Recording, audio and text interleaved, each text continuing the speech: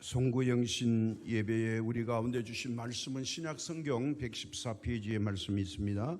누가복음 12장 16절에서 21절까지 말씀을 봉독하겠습니다. 누가복음 12장 16절에서 21절까지 말씀입니다.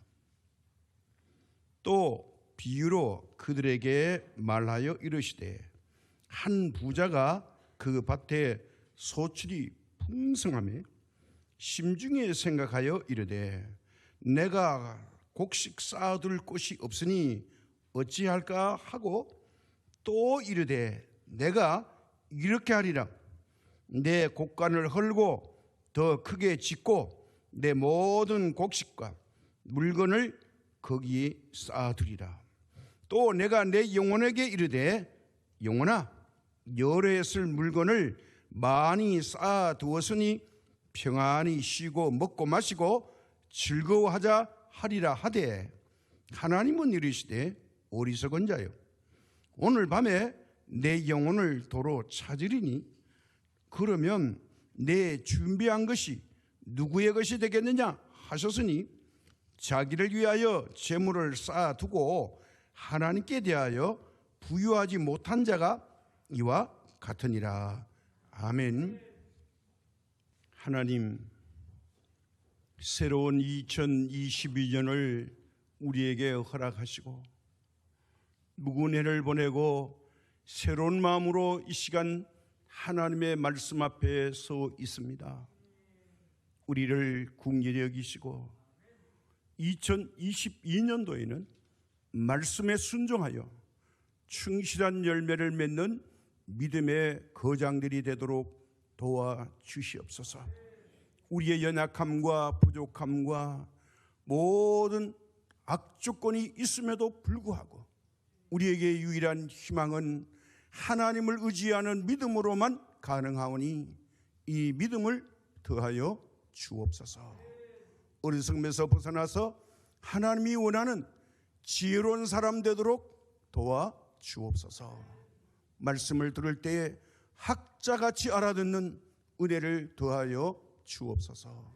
예수님의 이름으로 기도드립니다. 아멘. 묵은 해는 보내고 새로운 한 해가 시작되었습니다. 우리는 예배를 드려도 2년째 이렇게 입에 마스크를 하고 찬양을 해도 마음껏 할 수가 없습니다. 참으로 지난 한 해는 다사다난했던 2021년이었습니다. 방금 전에 2022년은 흘러갔습니다. 지난 한 해 동안 사건이 참 많았습니다. 개인별로 다 차이가 있겠지만 사건이 없는 사람은 아무도 없었습니다. 역사 가운데 유례가 찾아보기 힘든 코로나의 팬데믹 사건으로 온 세계가 몸살 앓았습니다. 천재지변의 기후변화로 온 세계가 또 몸살을 앓았습니다. 이제까지 없던 천재지변들이 일어나면서 우리는 공포에 휩싸여 있었습니다. 이런 과정을 거쳐서 우리는 2022년 앞에 서 있습니다. 서 있기 전에 우리가 지나온 과거를 한번 돌아보고 새로운 결단을 해야만이 2022년을 살아갈 용기가 있을 겁니다. 지난 1년간 여러분의 삶은 어떤 모습이었습니까? 저물어가 버린 2021년을 보면서 희망이 있습니까? 아니, 그것보다는 아쉬움이 있고 속상함이 있고 안타까움이 있을 뿐입니다. 허탈감만 있을 뿐입니다. 돌이켜보면 지난 1년 동안 무엇을 했을까? 가끔 뭐 흐뭇한 분도 있을 수는 있지만 그것보다는 허무와 허탈감이 더 우리를 짓누를 수밖에 없을 겁니다. 왜 그랬을까요? 연초에 하나님과 사람 앞에 그리고 내 자신에게 약속했던 계획들이 다 그대로 성취되고 이루어지셨습니까? 누가 뭐라 그래도 나는 보람 있는 한 해를 살았다, 자신 있게 말할 수 있는 분들이 계십니까? 이런 분들은 지난 한 해를 대단히 잘 살으신 겁니다. 이제 우리가 한 해를 돌아보면서 시작하기 전에 지난 1년 동안 나는 시간 관리와 내게 할당된 모든 그 시간을 어떻게 관리하고 사용하셨습니까? 지나온 1년 동안 시간과 마음과 물질을 어떻게 투자하고 살았습니까? 아니면 낭비하고 살았습니까? 오늘 우리가 누가복음 12장에 본문이 한 어리석은 부자라고 하나님이 칭했습니다. 왜 이 사람이 어리석은 부자일까요?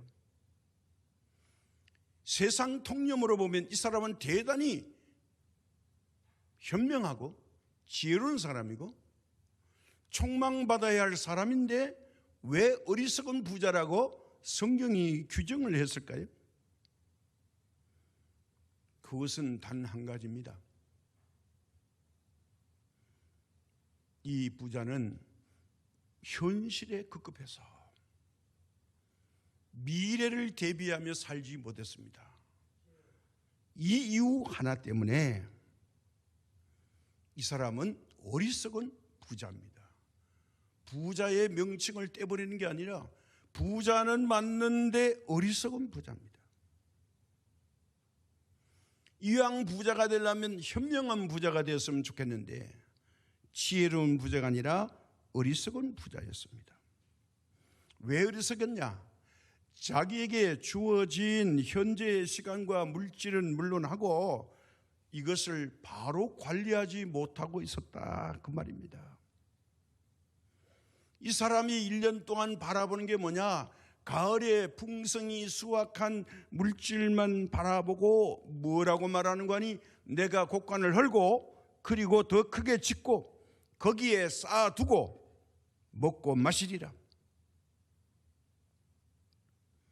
이렇게 물질을 보고 만족했을 때 하나님은 뭐라고 말하는 거니?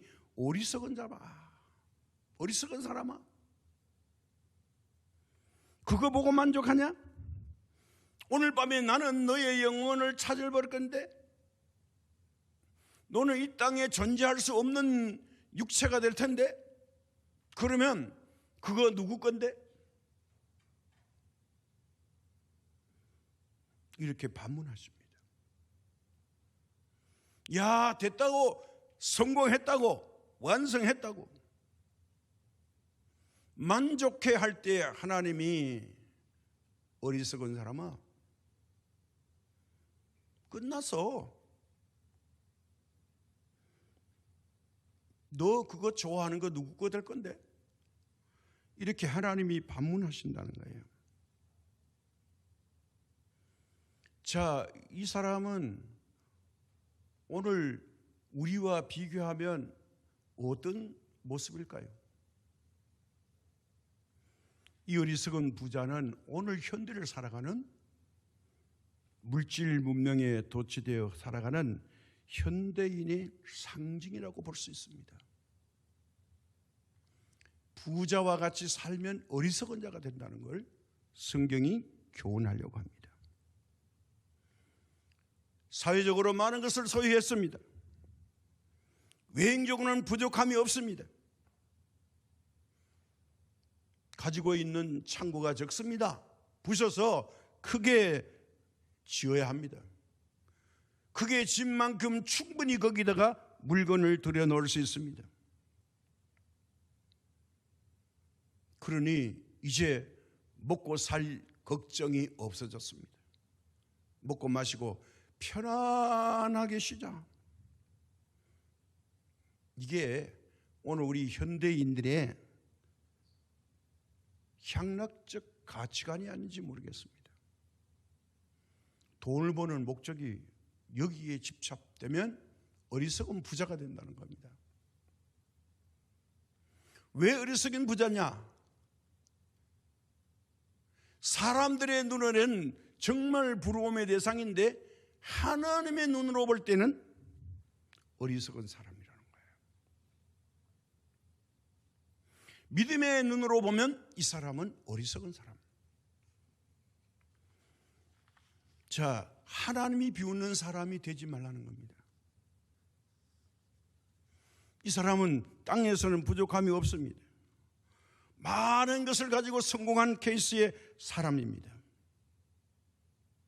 만약에 우리도 지난 1년 동안에 내가 성공적인 케이스의 사람이 되었다면, 이때 하나님의 눈으로 나를 평가하신다면 나는 지혜로운 사람인가 어리석은 사람인가? 한 해를 마무리하면서 이것을 한번 점검해 보겠습니다. 어리석은 사람의 첫 번째 모습이 뭐냐 하면, 이 사람은 마지막 종말의 결산을 가지고 있지 않았다는 거예요.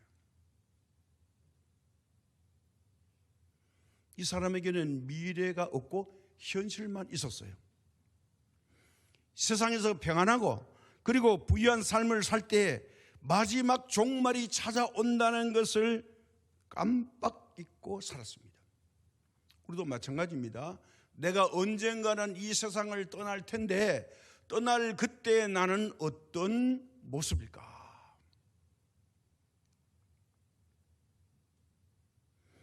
우리가 인생을 후회 없이 값지게 살려면요, 언젠가는 내게도 종말이 찾아오는데 그날 우리가 하나님 앞에서 나의 삶을 결산할 그때가 되면 나는 무엇이라고 말할 수 있을까?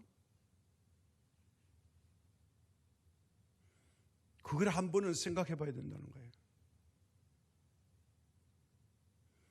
오늘 내가 혹시 죽는다면 나는 어떤 모습일까? 아니, 새해에 뭐 죽는 이야기부터 먼저 합니까? 해봐야 합니다. 지혜로운 겁니다. 하나님 앞에서의 결산입니다. 이 부자는요, 하나님 앞에 결산을 안 했어요. 먹고 마시고 즐기자. 현실이 전부입니다. 현실이 전부면요, 법도 질서도 양심도 필요 없습니다. 수단 방법 가리지 않고 자기가 원하는 것을 얻어 먹으면 됩니다.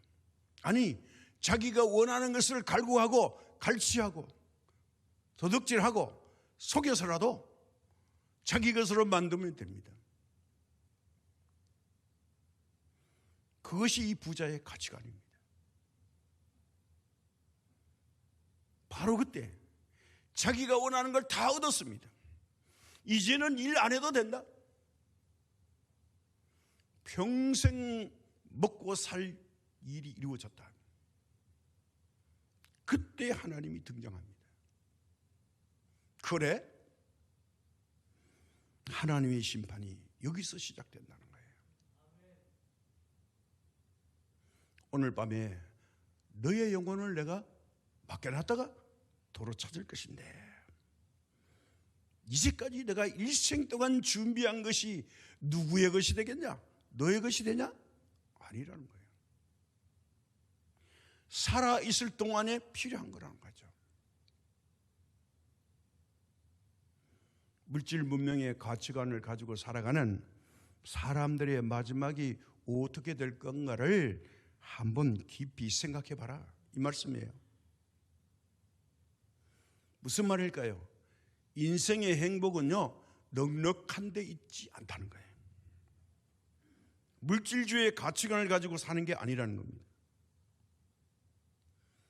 마지막 무엇인가를 우리가 깨닫고 사는 것. 이게 현실을 이길 수 있는 유일한 힘이 뭐냐? 행복은 외형적인 것이 아니라 바로 내적인 것이라는 겁니다. 속 사람에게 있다는 거예요. 요즘은 뭐 없어졌습니다만은 제가 청년 때 우리 교회에 일찍 결혼해서 장로님 부부가 연탄을 장사를 했습니다. 아주 건강했습니다. 권사님과 장로님이 리어커를 가지고 동네 다니면서 연탄 배달을 합니다. 정말 힘든 겁니다. 집게로 실어 나르고 차가 오면 내려야 되고요. 성실하게 살았습니다. 그래서 집 주인이 너무너무 착하고 성실해서 자그마치 30-40년 동안에 이 단독주택에 보증금을 올리지 않고 이런 사람은 없다. 같이 살았습니다. 그런데 늘 행복합니다. 좋은 주인을 만나서 이렇게 오랫동안 할 수 있게 해주신 하나님의 은혜를 감사하면서 성탄절이 되면 그렇게 좋아하셨습니다. 왜요? 유일하게 쉬는 날이에요. 과거에 연탄 떨어지면 주일이고 뭐고 전화해서 갖다 달라고 하니까 이거 쉬기가 쉽지 않아요. 근데 그렇게 행복해 하셨어요. 부자 입장에서 보면 연탄 배달하는 주제에 뭐 행복은 무슨 행복? 아닙니다. 본인이 행복한 거예요. 그러면 됐죠. 네. 부자라고 우리 장로님 부부에게 우리 집 한켠에 평생 사셔. 그렇게 해준 부자가 있을까요? 없습니다. 저거 금년 시세로 얼마인데 내보내고 더 올려받으면 수입이 생기는데 당장에 내쫓죠. 하나님이 선한 주인을 만나게 하셔가지고 이분이 돌아가실 때까지 그 집에 살게 하셨어요. 내 속 사람이 행복하니까 하나님이 행복하게 만들어 주시는 거예요. 이게 뭐냐? 우리의 행복은요, 보이는 것에 있는 게 아니라 보이지 않는 그것이 훨씬 강하다는 거예요. 이걸 세상에서는 멘탈이라고 하고 정신이라고 그러죠. 우리 신앙에는요, 믿음이라고 그래요. 믿음이 힘이 강하다는 거예요. 영적 능력을 가지고 있는 사람은 이길 수가 없습니다. 아무리 흔들어서 잡아들여도 믿음으로 다시 일어납니다. 오히려 더 은혜를 받습니다. 왜냐하면 깨달음이 있습니다. 어리석은 부자는 미래를 생각하지 않았어요. 두 번째는 부자는 사는 목적을 모르고 살았습니다. 우리가 볼 때는 잘 살기 위해 산 것이 목적이 좋은 것 같은데 아닙니다. 사람은 무엇을 위해 사는가 목적이 분명해야 됩니다. 이 부자의 삶은요, 목적이 겨우 뭡니까? 잘 먹고 잘 사는 거예요. 그냥 그 이하도 이상도 없어요. 목에 풀칠하기 위해서, 입에 먹을 넣기 위해서 사는 사람이에요. 이건 짐승도 할 수 있어요. 벌레도 하는 거예요. 이건 동물적 가치관에 불과한 겁니다. 자기만 생각하고 사는 거예요. 우리가 뭔가 얻어졌을 때 자, 이것을 함께 나눌 수 이웃이 있는가 없는가를 봐야 됩니다. 이게 진정한 사람이에요. 소유를 했으면 가진 것만큼 나눌 수 있어야 돼요. 하나님이 이걸 원하는 거예요. 사람은 그래야 된다는 거예요. 동물들 보세요. 동물의 왕국 보면 사자들이 자기들이 뜯어먹고 있는데 객이 오면 가만히 안 놔두죠. 그래, 우리 이만큼 먹었으니까 너희들도 먹어라. 절대 양보 없습니다. 오히려 근처 갔다가는 물려 죽습니다. 왜요? 자기들이 밥이거든요. 그거 위해 사는데요. 왜 목적이 없는가 보십시오. 17절과 18절에 보면요, 말씀이 나옵니다. 심중에 생각하여 이르되 내가 곡식을 쌓아둘 곳이 없으니 어찌할까 하고 또 이르되 내가 이렇게 하리라. 내 곡간을 헐고 더 크게 짓고 내 모든 곡식과 물건을 거기 쌓아두리라. 내가 자기 이야기입니다. 다른 사람이 하는 게 아니에요. 내가라는 말이요 6번 나와요. 자기 위주라는 거예요. 어리석은 사람의 가장 대표적인 게 뭐냐? 자기 중심적이에요. 이걸 뭐 신학에서는 인본주의라고 말하기도 합니다만은 이건 이기주의인 거예요. 옆에서 뭐 굶어 죽든지 말든지 나하고 상관이 없어요. 오늘 내가 먹을 것만 있으면 행복한 사람이에요. 자기밖에 모릅니다. 이웃은 안중에도 없습니다. 근데 하나님 말씀하셨죠? 하나님 사랑한 만큼 내 이웃도 사랑하라. 이웃을 사랑하는 것이 곧 하나님을 사랑하는 것이다. 근데 우리는 하나님만 사랑하면 된다는 거예요. 그래서 교회당 안에서 크리스찬 가지고는 안 된다는 거예요. 세상이 요구하는 크리스찬이들이 나와야 된다는 거예요. 세상 사람과 뭔 다른 것이 있어야 된다는 거예요. 아, 저 사람이 정말 믿음의 사람이었구나. 드러낼 때 드러내야 된다는 거예요. 왜? 목적이 분명한 사람은 드러납니다.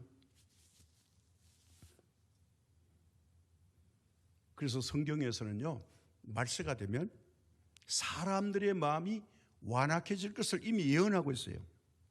디모데후서 3장 1절에서 5절에 보면 이런 말씀이 있습니다.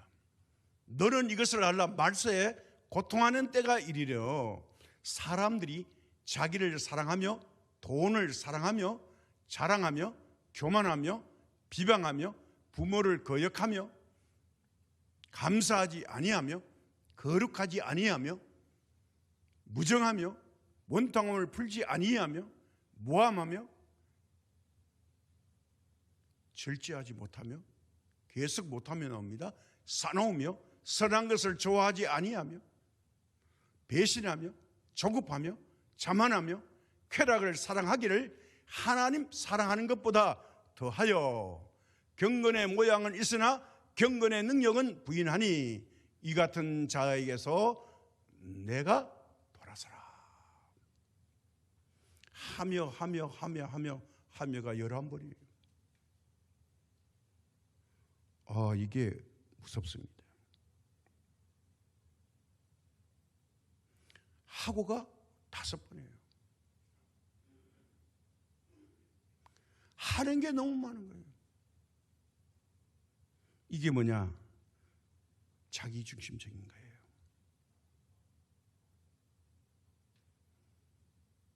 하나님을 위해서 하는 말이 한마디도 없어요. 여기에 우리가 속고 사는 겁니다. 경건의 능력을 부인하고 사는 겁니다. 마지막 때가 되면 자기 본능으로 살게 됩니다. 사람 중심으로 보면 당연한 거죠. 그러나 믿음의 사람은 달라야 한다는 거예요.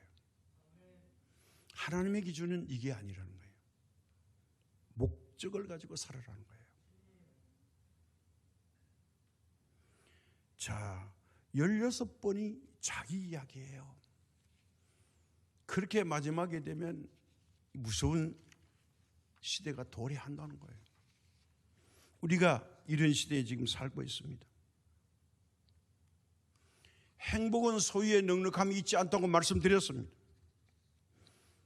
무엇을 위해 사느냐가 중요한 거예요. 왜 살아야 되는가를 아는 것이 중요한 거예요. 어떻게 살아야 되느냐? 뭐 어렵지 않아요. 뭐 거룩하게 하나님 중심으로 살아야 됩니다. 그게 아닙니다. 이웃을 위해 관계를 잘 맺고 섬기고 서로 잘 사는 거예요. 내가 악감을 갖고 이웃을 대하면 이웃도 같은 감정으로 내게 대합니다. 근데 내가 진정으로 대하면 이웃도 진심으로 대합니다. 그런데 저 사람이 나한테 잘하면 내가 잘하겠다는 거예요. 근데 그 이전에 내가 그분에게 잘하면 그분이 나를 잘할 거예요. 그걸 안 하는 거예요. 당신이 나한테 잘해. 그러면 나도 당신한테 잘할 거야. 이 전조 조건을 걸고 있으니까 관계가 회복이 안 되는 거예요. 뭔가는 물꼬를 틔워야 되는데 물꼬를 틔울 수가 없어요. 이미 닫혀 있고 막혀 있는 거예요. 막혀 있고 닫혀 있는 걸 내가 먼저 허물어야 되는 거예요. 경계의 선을 내가 정하지 말고 내가 풀 때에 거기도 풀려진다는 거예요. 땅에서 풀면 하늘에서 풀리고 땅에서 묶으면 하늘에서도 묶으신다. 그렇게 말씀하셨죠. 이게 뭐냐? 목적이 없어 그렇습니다. 세 번째는요, 목적만 없는 게 아니라 사명이 없어요. 인생은요, 사명에 살고 사명에 죽어요. 자, 인생은 나그네잖아요. 위대한 우리 선조들의 신앙의 모습을 보세요. 예수님을 위해서 목숨을 걸어요. 때로는 교회를 위해서 목숨을 걸어요. 왜 그럴까요? 사명 때문이에요.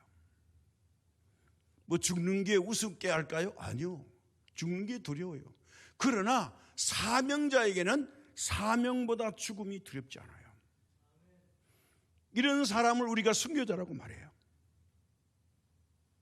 왜 순교자가 될까요?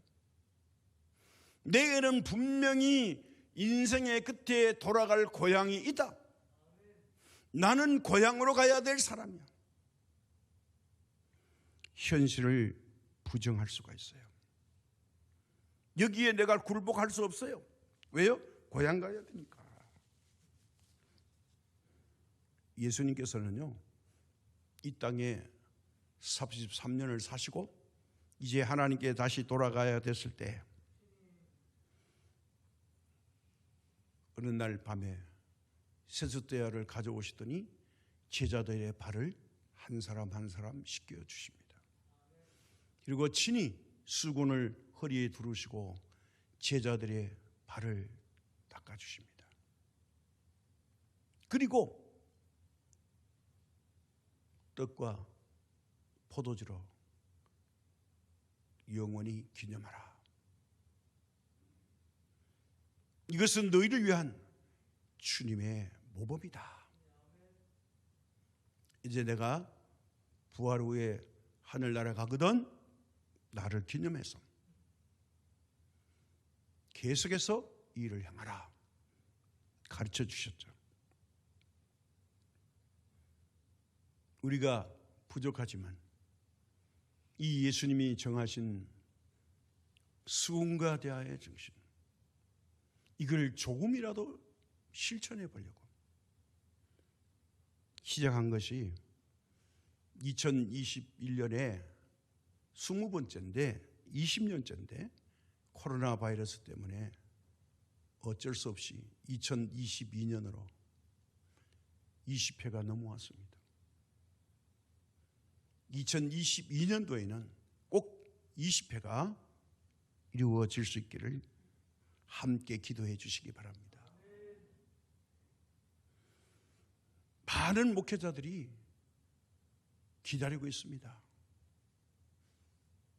성질이 급한 목사님은 우리끼리 합시다. 끝까지 안 오는 사람, 코로나 걸리려고 겁나는 사람 오지 말고 용감한 사람끼리 합시다. 그 제가 웃으면서 그거 욕심 아니에요. 같이 해야지. 기다렸다가 같이 합시다.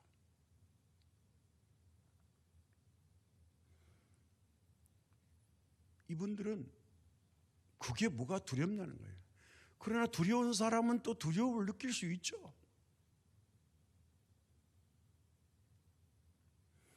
우리가 사명 앞에서 이걸 감당하는 거죠. 겁나면 못했죠? 이 세상에서 가장 행복한 사람이 누굴까요? 할 일이 있는 사람이에요. 그래서 반대로 가장 불행한 사람은 누굴까요? 다른 사람을 부러워하면서 할 일이 없는 사람이에요. 내가 뭘 해보려고 하니까 할 일이 없어요. 그런데 행복한 사람은 부러워. 이게 가장 불행한 사람이에요. 가장 비참한 사람이 할 일이 없는 거예요. 행복한 사람은 할 일이 보여요. 이 사명이 있는 거예요. 이걸 하다 보면요, 비참함도 못 느껴요. 그저 속 사람이 기쁜 거예요. 하나님 일은 하면 할수록 더 하고 싶어져요. 이게 신비한 거예요. 몸은 무척 힘든데, 그런데 내 영혼이 기쁜 거예요. 야, 이거 잘했다. 이거. 또 하고 싶어. 이런 마음이 드는 사람이 행복한 사람이에요. 한 해를 보내면서 존경하고 사랑하는 여러분,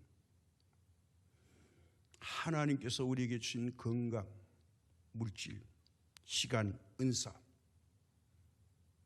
그리고 모든 혜택들을 가지고 지난 1년 동안 무엇을 어떻게 사용하셨습니까?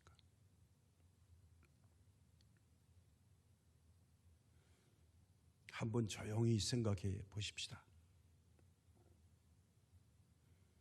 우리 인생은 언젠가는 내 삶에서 하나님 앞에서 결산하는 심판받아야 할 청지기처럼 사는 사람이 지혜로운 사람입니다. 자, 실제적으로 한번 가봅시다. 죽음 앞에 찾아오면 카드도 지폐도 부동산도 동전도 재산도 명예도 그리고 내가 가지고 있는 권력도 실력도 다 남기고 가는 것이 인생입니다. 소용없습니다. 한 달 차이로 전직 두 대통령이 돌아가시잖아요. 대통령이면 안 죽으면 좋겠죠. 대한민국의 최고 권력도 소용없어요. 세계적인 대통령, 미국의 대통령도 언젠가는 죽어요. 대통령이 영원한 존재가 아니에요. 우리는 속지 않아야 합니다. 언젠가는 이 세상을 떠날 때가 있다. 그러면 이 세상이 누구 것인가요? 내 것인가요? 주인이 따로 있다는 거예요. 성경은 창세기 1장에서 이 세상 우주 만물은 주인이 계신데 그분이 바로 하나님이시라는 거예요. 주인은 하나님인데 나는 청직인데 거꾸로 내가 주인이라고 말하는 거예요. 그리고 하나님 보고 당신이 청직해. 내가 주인이야. 내가 부려먹는 대로 하라고. 이러고 산다는 거예요. 그래서 이게 내 것이라고 딱 움켜잡고 있습니다. 이것이 가장 어리석은 사람이에요. 하나님이 오라 하면요, 좋은 집도 부동산도 자동차도 명예도 누리던 권세도 고스란히 두고 가야 합니다. 아이고 아까워. 그거 안 받아줘요. 갈 수가 없어요. 우리가 가끔 여행을 하죠. 자, 여행을 가는데 짐이 많아야 좋습니까? 적어야 좋습니까? 어떤 사람은요, 여행을 가면 가방이 굉장히 무겁습니다. 왜요? 이것도 가져가고 저것도 가지고 자꾸 넣다 보면 커져요. 근데 어떤 사람은 여행을 갈 때 굉장히 가볍게 하고 다녀요. 왜요? 가벼울수록 좋거든요. 그 가방을 누가 끌고 갑니까? 자기가 끌고 가야 되잖아요. 그렇죠? 자기 가방은 자기가 끌고 가는 거예요. 무거운 만큼 본인이 고생하는 거예요. 이게 뭐냐? 여행을 많이 하고 지혜로운 사람은 몇 박 며칠은 최소한 요 정도만 가지고 가야지. 왜? 그곳에 그 나라 가서 영원히 살 거 아니니까. 간단히 가져갔다가 쉽게 와야지. 그런데 이것도 입어보고 저것도 입어보고 뭐 가서 할 게 많아요. 그러면 잔뜩 짐을 꾸려가면 트랩을 오를 때도 힘들고 실을 때도 힘들고 이동할 때마다 낑낑거리면서 힘들어하는 거예요. 오늘 본문에 보니까요, 어리석은 부자는 이웃도 안중에 없고 미래도 없어요. 이 사람에게는 목적도 사명도 방향도 없습니다. 오직 자기 자신의 현실의 향락과 그것이 전부입니다. 즐기는 거예요. 오늘 이것이 저와 여러분의 현대인의 자아성의 모습이 아닌지 모르겠습니다. 그래서 주님이 20절에 말씀하는 거예요. 하나님은 이르시되 어리석은 자요, 오늘 밤에 내 영혼을 도로 찾으리니 그러면 내 준비한 것이 누구의 것이 되겠느냐 하셨으니. 오늘 새롭게 2022년을 시작하면서 바로 이 말씀이 저와 여러분에게 들려지는 하나님의 세미한 음성이 되길 바랍니다. 이제 새해 속에 나의 삶 속에 하나님을 위한 공간이 있고 이웃을 위한 공간이 있고 미래가 있는 삶의 목적이 분명해서 하나님께서 2022년을 허락하시면서 이제 하나님께서 주신 사명을 위해서 살아가는 복된 2022년의 새해가 되시기를 예수님의 이름으로 축복합니다.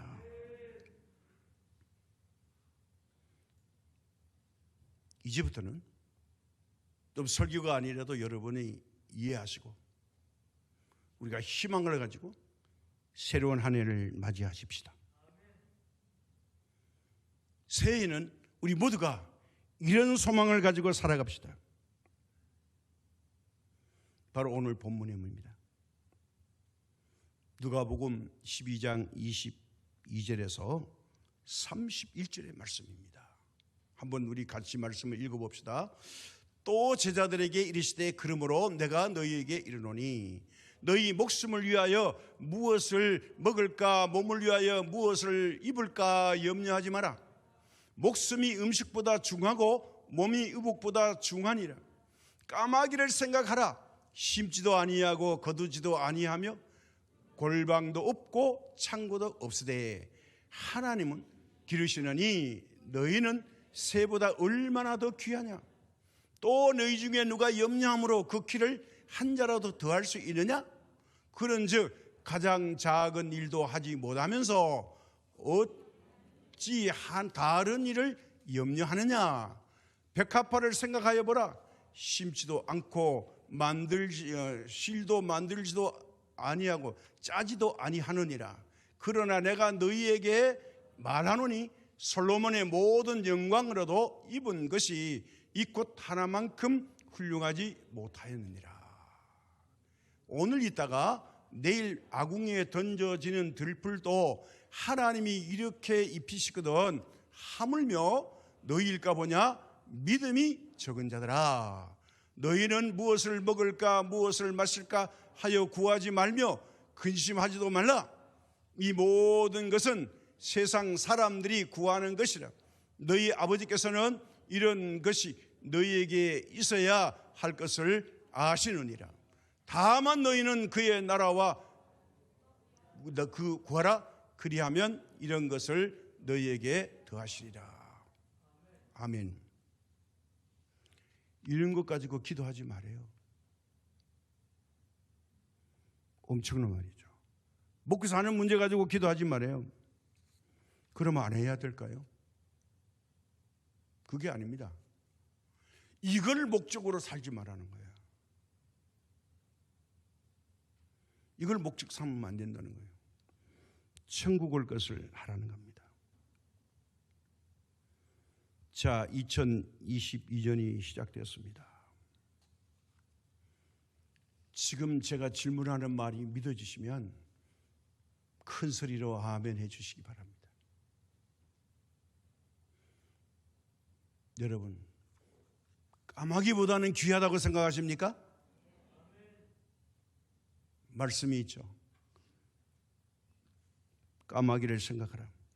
심지도 아니하고 거두지도 아니하며 골방도 없고 창고도 없으되 하나님은 기르시나니 너희는 새보다 얼마나 더 귀하냐. 예, 나는 까마귀보다는 귀하다. 믿으시기 바랍니다. 예수님의 비유입니다. 두 번째입니다.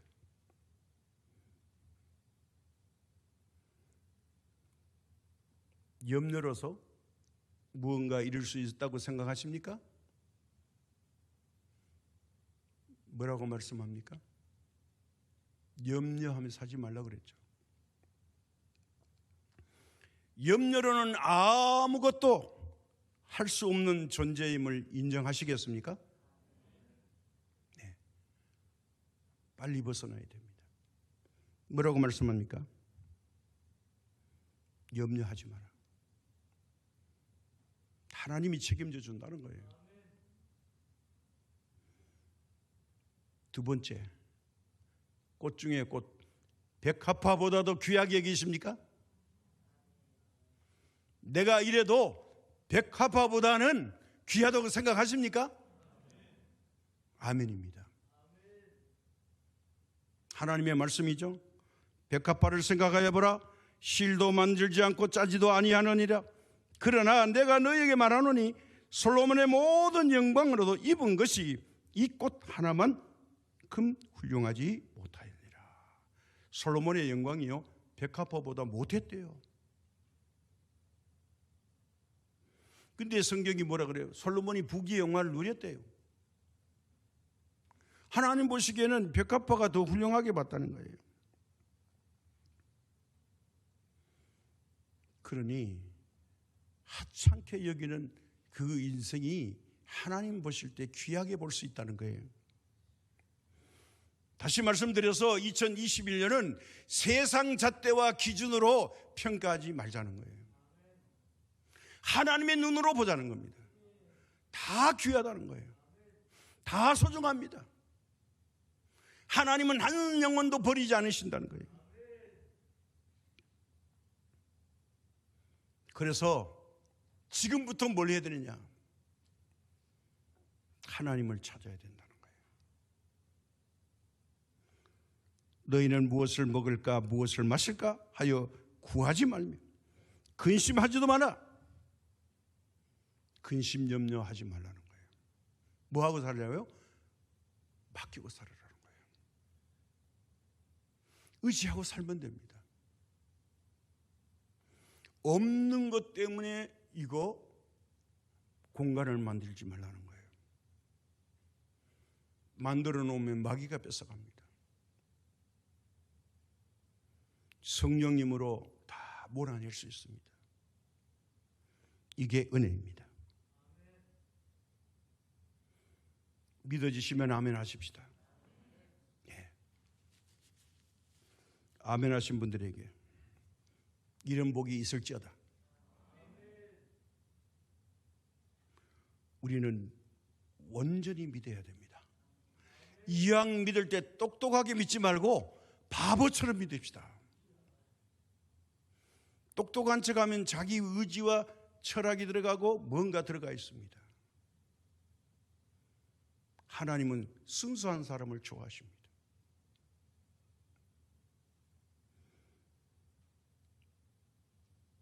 오늘 인터넷으로 예배드리는 여러분 최고 멋쟁입니다. 안 드릴 수도 있고 못 드릴 수도 있는데, 그래도 인터넷으로 예배에 동참하는 여러분들은 멋쟁이 중에 멋쟁입니다. 우리 창성시민교회 공동체의 구성인 여러분 모두가 짱입니다. 누가 보기에요? 하나님 보시기에요.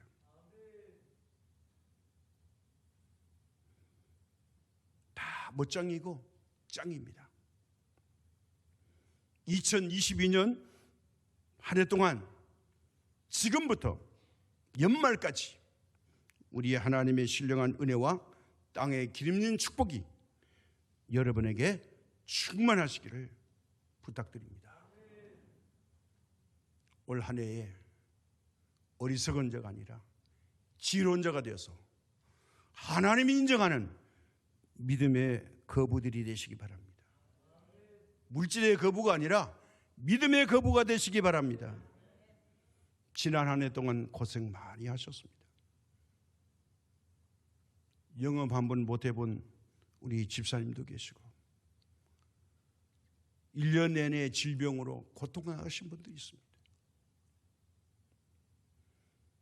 선한 목적으로 견디고 또 참고 하나님께 소망을 가지고 살아가는 여러분에게 2022년은 정말 은혜롭고 복된 한 해, 하늘의 신령한 복, 땅에 기름진 복이 우리 대한민국과 우리 창성 시민교회와 예배드리는 여러분 모두와 또 우리 교회 모든 구성원들, 그리고 사업과 직장과 기업과 가정과 부모님과 후손들, 흩어진 모든 일가 친척들 가운데 우리를 통해서 하나님과 연결고리가 돼서 지혜로운 가정, 복받는 가정 되시기를 다시 한번 주님의 이름으로 축복합니다.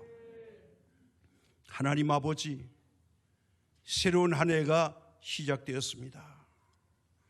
지나가버린 2021년은 우리가 가뿐히 넘겨놓고 새로운 2022년을 맞이해서 하나님께 영광 돌리기를 원합니다.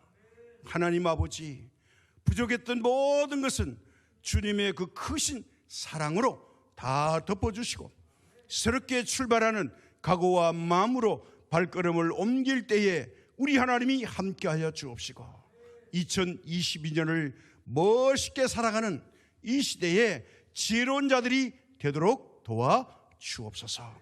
모든 말씀 예수님의 이름으로 기도드립니다. 아멘.